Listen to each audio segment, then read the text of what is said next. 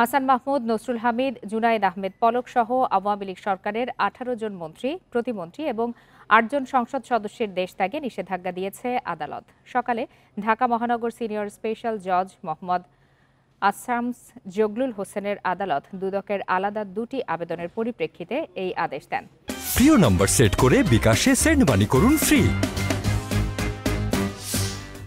যাদের দেশ ত্যাগে নিষেধাজ্ঞা দেওয়া হয়েছে তারা হলেন আনিসুল হক, হাসান মাহমুদ, নসরুল হামিদ, খালিদ মাহমুদ চৌধুরী, জুনায়েদ আহমেদ পলক, জাকির হোসেন, ইমরান আহমেদ, এনামুল হক, স্বপন ভট্টাচার্য, টিপু মুন্সি, ডাক্তার এনামুর রহমান, তাজুল ইসলাম, গোলাম দস্তগীর গাজী, জাহিদ আহসান রাসেল, হাসানুল হক ইনু। এছাড়া সাবেক ৮ জন সংসদ সদস্যের দেশ ত্যাগেও নিষেধাজ্ঞা দেওয়া হয়েছে।